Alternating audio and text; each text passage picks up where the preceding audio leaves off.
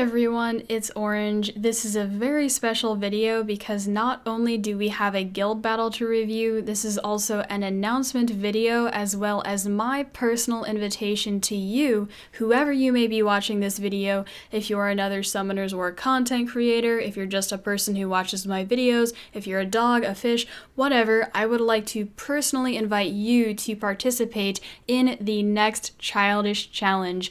This challenge is very important to me. It's near and dear to my heart because Childish has chosen me to be featured in it. Hurry, Mom, go get the camera. I'm famous. It really is the easiest thing to enter. Childish has done an amazing job at designing this challenge and fine-tuning it so that literally anyone who plays Summoners War can participate. I will link you guys Childish's video with the official rules on the screen as well as in the description down below for you to check out. Make sure you read the fine print if you decide to enter to make sure you're following the rules so you don't get disqualified. They're really not that hard to follow, so don't worry. I'm sure you guys can tell by the thumbnail, the challenge is in Trial of Ascension. We are on normal mode. Do not worry, we are not on hard. If you're a viewer out there and you don't want to put that much effort into it, you can literally do floor 10 of Trial of Ascension normal. Make sure you're following the rules because we do have a rule where you have to use a YOLO team, no AoE healers, so check the fine print again. You can do floor 10, take 2 screenshots, email them over to Childish, and you will be entered for one of the random gift card giveaways. Of course, Childish does not design these challenges for any pussies out there, so if you guys would like to go further and see how far we've taken it, check out his video. I hope you guys enjoy the challenge, and if you win a gift card, give it to me. Without further ado, let's go ahead and check out the guild battle. Today we are fighting Epicfail.Delta. This is one of Childish's guilds. I thought how appropriate for my announcement video for the Childish challenge. I've been sitting on this video for a while. It's a little old. My monsters have changed and gotten better, but I do remember what happened, so let's go ahead and skip ahead to the first fight. Since I haven't done a guild battle video in a while, I thought I would catch you guys up to speed with the teams that I'm currently using for guild battles. I pretty much only use 4 teams and stick to them. They work really well, and that's pretty much all I need. Over time, I have slowly expanded to these 4 teams, so let me explain them. The first team is my Ramagos team, Velajul, Ramagos, Colleen. A long time ago, I was having some issues with it, but ever since I started focusing runes on my Colleen, because I knew I would be using her for R5, ever since I started making her better, that team I've been having really good success with it, so I pretty much use that team once every guild battle, maybe more. I like that team a lot, it works really well. The second team that I like to use is my Copper Bulldozer team. I'm sure you guys know about the infamous Copper Bulldozer Amesity combo, especially because Amesity was a Hall of Heroes. It's very strong against many things. It's been getting better. I'm still kind of in that phase where I'm getting used to it, I'm learning things, and yes, so I still have some problems, but for the most part, I'm pretty good with it, so I like using that one. It can get you wins where you wouldn't be able to with other monsters, just like the Ramagos team, sort of. Yes. Okay, then the third team is my Lagmaron team, Galleon, Lagmaron, Bernard. This team will sometimes lose to will runes. That's really the main threat. I need to be landing my defense break. My Lagmaron, his third skill is called Lightning Strike. He has a chance to stun and land an attack debuff, so it's really important that I land that. Will runes kind of screw me over, so I do have to be careful with when I bring it. I'm pretty good with it. My Lagmaron is a little bit slow, so sometimes he gets cut in between, which is also a problem that I'm working on fixing. But right now I'm giving my best runes to my Lucians, so Lagmaron comes in behind them for runes. But for the most part, he's looking pretty good. I like using that team. I'm good with it, but I just have to be a little bit careful. And then my fourth team that I use is a Bruiser team. This team has evolved over time from, what did it start with? Vero, Bella, Bernard, like that sort of thing. And the current iteration of my Bruiser team, I use a couple, so my most used ones are Vero, Theo, Ritesh. The second one is Epicfail.Delta Ritesh. I use that team against enemies with a lot of damage, but this team didn't have too much damage, and I needed damage myself to kill these tanky monsters. So this is kind of like the third version, Epicfail.Delta Ritesh. I don't use it that much, but sometimes I do. So a good old bruiser team. Like I said, I was using Bella before I had this stuff. I really don't use Chisun at all. She just never really works out. Ritesh is better because he's a healer and he's everything. He's a healer, a damage dealer, and a tank. So it's like, you know, what more could you ask for? Why do you need Chisun when you have that? So that's pretty much the fourth team. I stick to all of those. I'm still kind of working on expanding on teams. I don't really have any plans to make new teams at the moment. I might try to use my Lucian a little bit more because you can't bring two Lucians in Guild Wars, so I might try to see what I can do with him. I also have both of the werewolves, the dark werewolf and the light werewolf, but yeah, I pretty much stick to these and they've been working really well. I'm a big proponent of keeping your best runes on the fewest monsters, so I don't really want to be building the werewolves if they're going to look kind of ugly. And I do have a Tessarian, but I don't use him because he's bad. So yeah, so that's that. Let's go ahead and talk about these two rounds specifically. Like I said, my first Lagmaron team has some issues against will runes, so I'm betting that they don't have will. They could, and it could really screw me over, but I don't think they should, so I'm going to Lagmaron the first team. I also probably could have Ramaghost it, but I didn't think of that in the moment, so I decided to Lagmaron it. Then, for the second team, my Veligil pretty much hard counters everything over there. The Varad has a lot of CC, the freeze, and the attack bar reset. My Veligil's immunity will make it so he does not do that. And I decided to bring Theo and Ritesh just to make sure I have enough damage to kill those tanky monsters. I was a little bit worried if I brought Vero, I wouldn't have enough damage to kill them, and the enemy team would draw me, which is pretty much the only thing that it's threatening, to cause a draw, so that's pretty much that. Let's go ahead and see what happens. Luckily, there were no will runes, so this is about the best case scenario for me. I land all 3 defense breaks, which helps me get a little bit more damage. I'm not really looking at killing anything first turn because everything on that team should be kind of tanky, maybe besides Orion. So that was kind of nice, but definitely not necessary. I managed to kill the Orion very quickly. I didn't even have to squall him. Usually I have to squall Orions, but that one was pretty squishy. Maybe he was on like a really fast build or something. So I get him out of the way real quick because he's really the one who could disrupt my team, cause some defense breaks and stuns, and if he stuns my Lagmaron or defense breaks him, I'm in trouble because I'm not doing damage, and I might be defense broken, the monkey might proc on me, and stuff like that. I also, my Galleon tanked the monkey very well. I switched him over to a tanky build with Violent. The Violent was in case Galleon misses his time to loot, he might get a Violent proc and be able to defense break a key target first turn to help me get more damage. I use that team so much and it usually works out pretty well, so it did pay off in making him tankier, my Galleon tankier, so I was happy about that. And what else was there for the first round? The attack debuff. My Bernard was getting that shit on that monkey. You know how like monkeys like throw shit at people? You know, here's a taste of your own medicine. So the monkey was well under control. And I was able to kill Orion before he moved, and he also derped. I forgot to mention that in the first round, he derped. Okay, second round, it's already like almost over. It is over.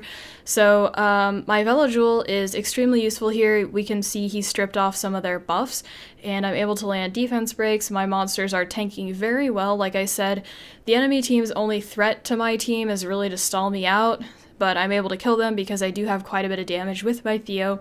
And with my Ritesh, I kill the Varad, and now I'm slowly working on the Panda. He's going down quite easily, so I'm just going to keep working on it, and then he will be dead fairly soon. So that was the second round. You can see that I have won it, so I'm going to go ahead and skip to the second fight. So let's go ahead and skip ahead. The first round is pretty interesting. My first thought when I saw this team was that I wanted to bring a team with no buffs whatsoever. That way I'm able to take a huge chunk of Juno's kit away, but Juno's still Juno, she still brings a lot to the table. Originally, I wanted to bring a really tanky team, and they don't have a healer, so I thought, okay, let me bring a tanky team with a little bit of damage, and since they don't have a healer at all, I will be able to slowly kill everything, but Juno's there, so it's going to be hard to kill her. And I thought that bringing a full tank team wouldn't be a good idea against her because I might draw against her because I don't have enough damage to kill her. So I decided to bring this team. Thinking about it now, it may not be my best option because the other team, if they have good enough runes, if their rune quality is equivalent to mine, the whole other team should move before I move simply because they have a speed leader. So, not a very good play on my part, but, I think it's the best one I had. The other team, the Juno, should move first and strip, then the Galleon defense breaks. I do have a will set on my Vero and a shield set on my Ritesh, which means that Juno could get some dots on me, Galleon could defense break, and even if my Vero cuts in, he may not remove the defense break, and then the other Theo could violent proc it. Could be pretty bad for me. And I really didn't see how I could bring a speed team. I couldn't bring Galleon Theo Bernard because my Theo would probably die. So I thought this was my best bet. Hopefully that first turn doesn't go too poorly for me. Hopefully I can survive it, and hopefully everything can survive to kill Juno. I was really thinking my Theo might die. If that happens, I don't know if I can kill her. Of course I want to try because sometimes I can kill Junos, like some aren't really that well ruined, but I'm hoping it doesn't come to that. So that's the first round. For the second round, I'm going to Ramagos it. I was actually learning about the Wind Fairy King a couple days before I did this battle. Fwa was streaming, and I think Fwa is actually an Epicfail.Delta, which is the guild that Childish is in. So I was watching Fwa's stream, and he was talking about the Wind Fairy King because he has one. So I learned about him that day, and he has some skill resetting things. My win condition with my team is my Ramagos. I need to be getting clean shots on the enemy team to be winning. So if I'm getting reset, if I can't get those, I most likely lose. I do have 2 fire monsters who might be able to kill the wind monsters, but not really because the Annabelle has a cleanse, so when she heals, she cleanses then heals. My unrecoverable debuff will not help me to kill the wind monsters, and my fire monsters don't do enough damage to kill either of those. The monkey has the passive, no way in hell that's happening. I might be able to kill the Wind Fairy King, but I don't really think so. I was slightly worried about Annabelle because sometimes I bring my Ramagos against Kumars and then they just blast my fire monsters to infinity and beyond. So I was worried the Annabelle might be doing quite a bit of damage to my Colleen and kind of causing problems, but I was pretty confident. The main thing with the Fairy King, he's the main threat there. The thing with him is I think his cooldowns are too long. I predict that I should be getting clean shots in there because his cooldowns will be long, but let's see what happens. So let's go ahead and see what happens. Okay, Galleon derps and the turn order is incorrect. His Juno should be faster than the Galleon, but they're not speed tuned correctly. So Galleon derps, that's pretty big, and then Juno doesn't get any stuns whatsoever, and she only gets 1 dot, which is also pretty big, because if she did get some despair stuns, that could mean trouble. The Theo also derps. He could have defense broken me and popped me right then and there, and caused way more problems, but he did not. So I get 2 really nice stuns, and I'm going to go ahead and work on the Theo here because he's the main damage dealer. He's what's going to kill my stuff and make it so they die. So that was really weird what I just said.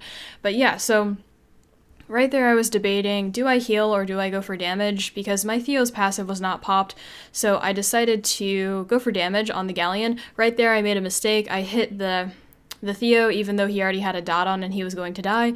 Right here, I'm like, oh no, I'm doomed. My Theo's gonna die. I won't have enough damage to kill the Juno at all with my other 2 monsters. This is bad. But since the Galleon derped first turn, he uses his time to loot, and since the AI is magnificent, the Juno, she did use her predicted future first turn, so she decides to attack my Ritesh. Great job. Amazing. So I did get pretty lucky there. To win. Everything kind of went in my favor, and yeah, that was that. But there was some mistakes on his part, like with the speed tuning thing, and yeah, but it was all good. So from that point on, I knew that I won because everything's alive and I will have enough damage to kill Juno, so I'll end up taking her out here, and she's gone. So that's round 1. Round 2, here we go. I did make quite a few mistakes here. I was not attack debuffing the monkey, which I should have been. I should have been sticking that to him. I've gotten better since. This video is a little bit old. So I get reset here, but like I said, I think his cooldowns should be a little bit too long. They don't have a speed buff or a speed leader, so even if he violent procs, I think I should be getting clean shots off. My Ramagos has fairly high resist too, so the dude, the Wind Fairy King, does have a buff removal strip on his skill 1, but I still think I should be getting clean shots off, and as long as I get my attack debuff on everything, I should be pretty safe. My Ramagos should be getting lowered safely to the point where he can get clean shots off. I get a resist there. I think that was a resist because I think he landed the buff removal. I don't know. I don't know how all these words work.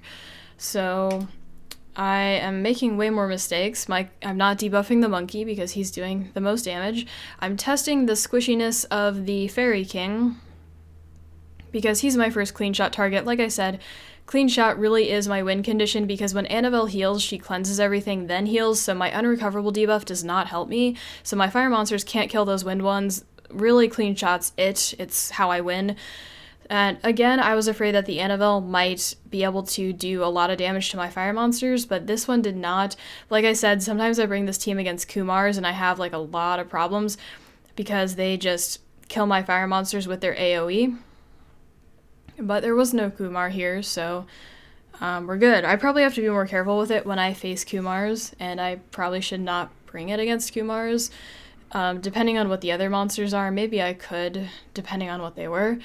So I think we can kind of see, you guys have been watching this battle for a little while. My Ramagos is really safe.